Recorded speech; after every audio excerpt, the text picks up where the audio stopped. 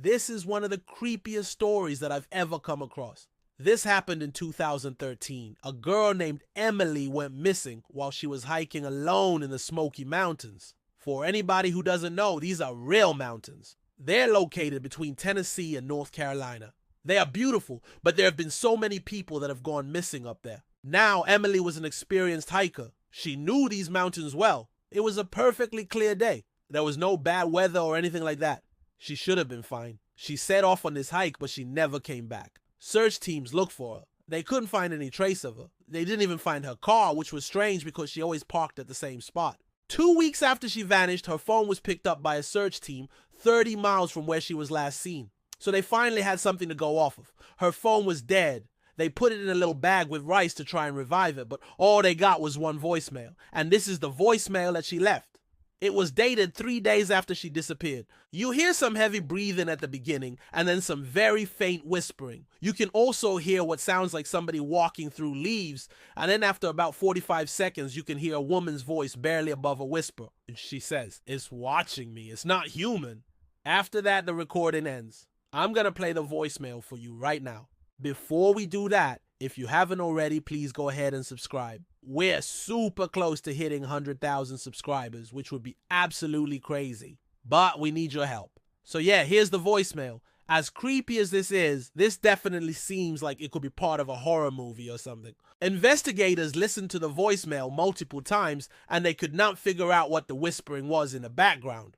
Also, when they analyzed the footsteps, they determined that they were not made by a human. They estimated that whoever or whatever was walking in those woods was moving at 7 miles per hour, which is way too fast for any human to walk. Emily's family obviously heard the voicemail and they thought that it was very strange. Obviously, nobody knows what the whispering was in the background. To this day, they don't know if the footsteps were made by a human or not. They just know that those footsteps were not Emily's, and the voice at the end was definitely not Emily's. If you listen to the voicemail, it's very obvious that the person who was recording it was scared out of their mind. Now, some people have speculated that maybe the voicemail was left by whoever kidnapped Emily, but there's no evidence that she was kidnapped. They did find her car a few days after that recording was left, and that's just really strange. That's not normal behavior for whoever kidnapped her to just leave the phone with the voicemail and then abandon the car. I think the scariest part about this is that they never found Emily's body. I mean, sure, this whole thing is terrifying. The idea that something non-human is living in the woods near where I live is terrifying. But the fact that her body has never been recovered, that's what haunts me about this case. Like, what happened to her? Did that thing eat her?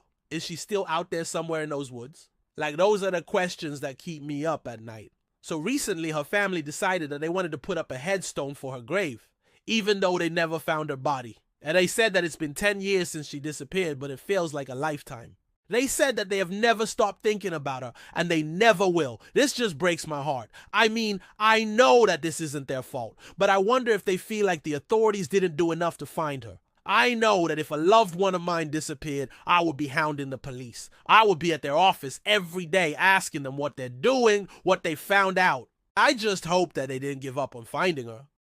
But this case just seems so weird. Like, why would she suddenly vanish without a trace like that? Especially if she's an experienced hiker. Sure, anything can happen, but like, that's just so strange. It's not like she was inexperienced. She knew what she was doing. She knew the trails. Weather was good. Or there was no reason for her to disappear.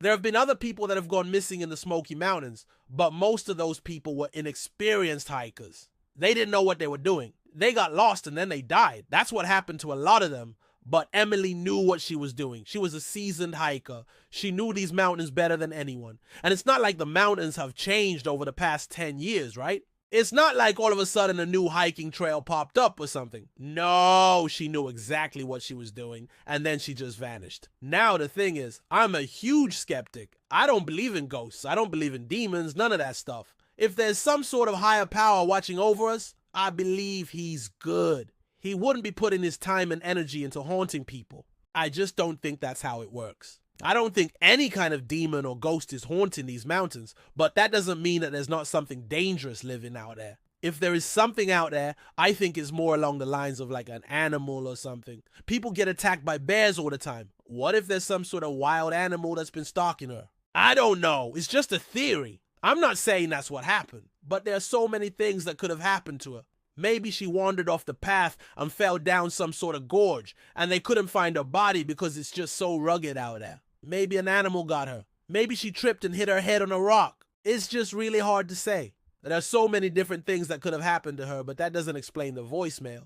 I mean, if she fell and hit her head, she probably wouldn't be able to record a coherent sentence, much less a full voicemail, and the breathing would have been much heavier. But what do you think happened to her? Let me know in the comments below. I'd love to hear your thoughts. I want to thank you guys for watching, and I'll see you soon. Bye.